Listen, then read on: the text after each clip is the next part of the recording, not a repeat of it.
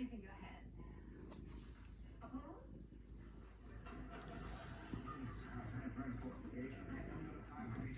We need your clear thinking.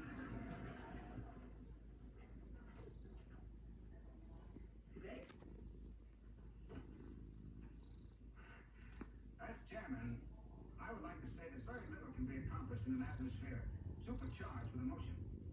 So I would like to suggest that this meeting be